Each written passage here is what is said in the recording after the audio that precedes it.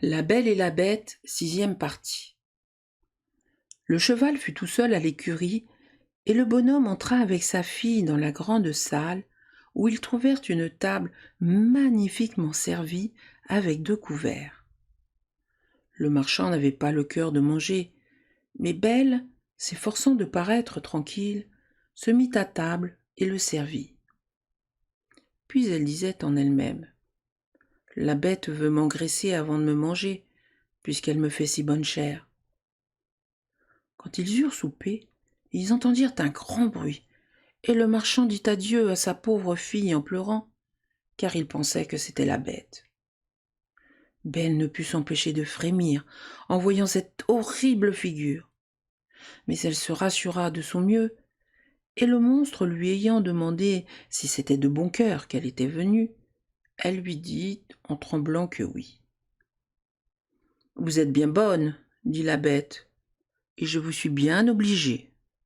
Bonhomme, partez demain matin, et ne vous avisez jamais de revenir ici. Adieu, la belle. » Adieu, la bête, répondit-elle, et tout de suite, le monstre se retira. Ah, ma fille, dit le marchand en embrassant la belle, je suis à demi mort de frayeur. Croyez-moi, laissez-moi ici. Non, mon père, lui dit la belle avec fermeté. Vous partirez demain matin, et vous m'abandonnerez au secours du ciel.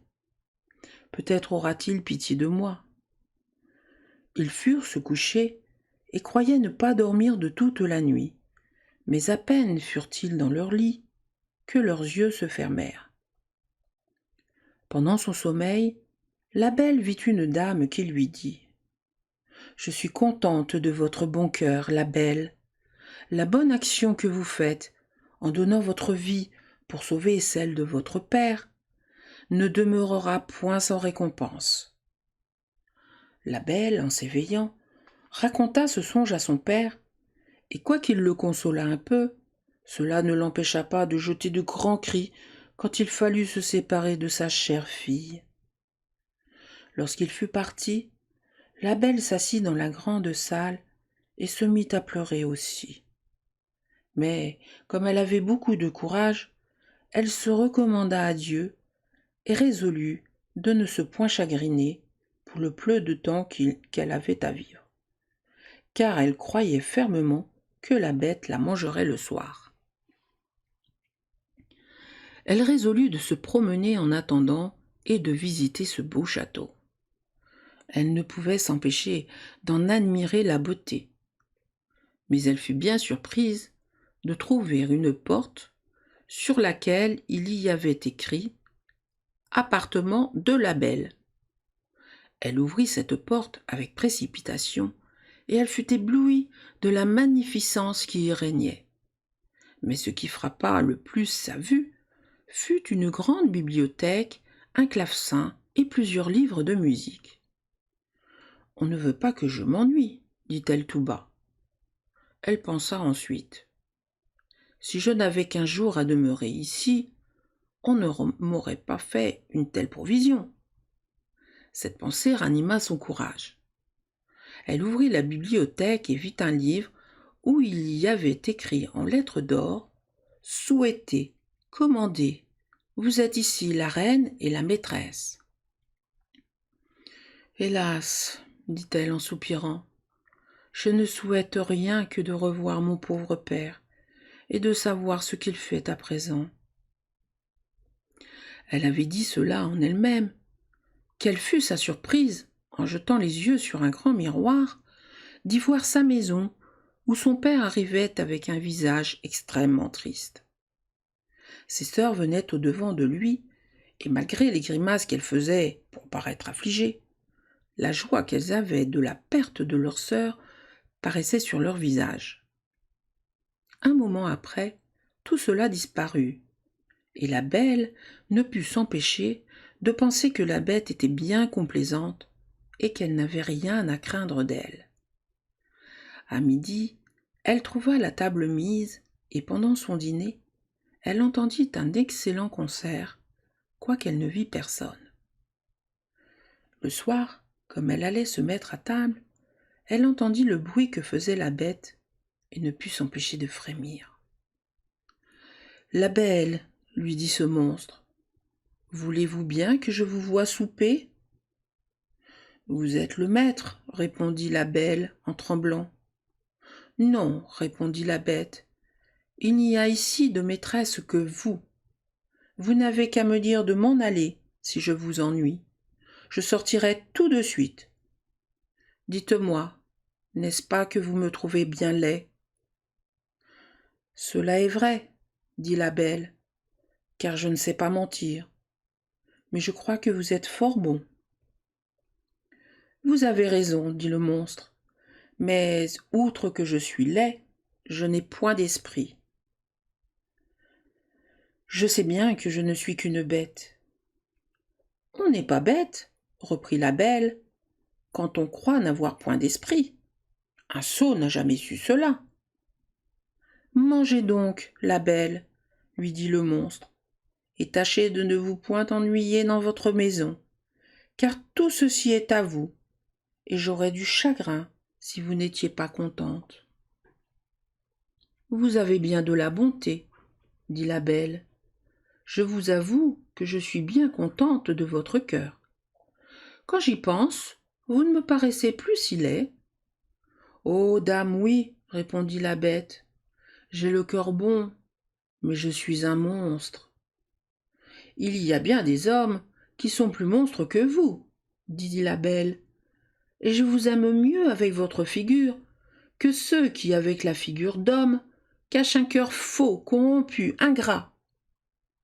Si j'avais de l'esprit, reprit la bête, je vous ferais un grand compliment pour vous remercier, mais je suis un stupide. Et tout ce que je puis vous dire, c'est que je vous suis bien obligée. La belle soupa de bon appétit. Elle n'avait presque plus peur du monstre, mais elle manqua à mourir de frayeur lorsqu'il lui dit « La belle, voulez-vous être ma femme ?» Elle fut quelque temps sans répondre. Elle avait peur d'exciter la colère du monstre en le refusant, mais elle lui dit pourtant en tremblant « Non, la bête. » Dans le moment, ce pauvre monstre voulut soupirer, et il fit un sifflement si épouvantable que tout le palais en retentit. Mais Belle fut bientôt rassurée, car la bête, lui ayant dit tristement « Adieu, la belle », sortit de la chambre en se retournant de temps en temps pour la regarder encore. Belle, se voyant seule, sentit une grande compassion pour cette pauvre bête. « Hélas, disait-elle, c'est bien dommage qu'elle soit si laide, elle est si bonne. » Belle passa 3 mois dans ce palais avec assez de tranquillité. Tous les soirs, la bête lui rendait visite, l'entretenait pendant le souper avec assez de bon sens, mais jamais avec ce qu'on appelle esprit, dans le monde. L'habitude de le voir l'avait accoutumé à sa laideur, et loin de craindre le moment de sa visite, elle regardait souvent à sa montre pour voir s'il était bientôt 9 heures. Car la bête ne manquait jamais de venir à cette heure-là. Il n'y avait qu'une chose qui faisait de la peine à la belle, c'est que le monstre, avant de se coucher, lui demandait toujours si elle voulait être sa femme, et paraissait pénétré de douleur lorsqu'elle lui disait que non. Elle lui dit un jour « Vous me chagrinez, la bête.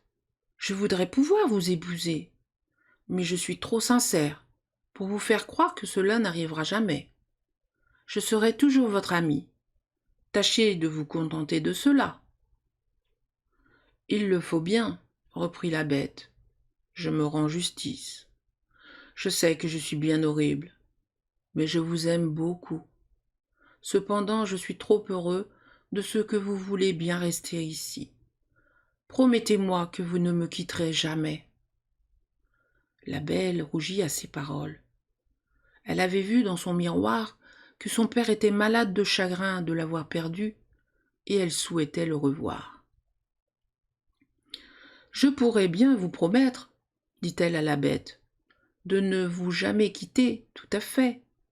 Mais j'ai tant envie de revoir mon père que je mourrais de douleur si vous me refusez ce plaisir.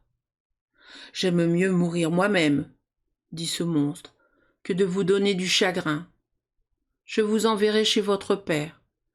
Vous y resterez, et votre pauvre bête en mourra de douleur. Non, lui dit la belle en pleurant, je vous aime trop pour vouloir causer votre mort. Je vous promets de revenir dans 8 jours.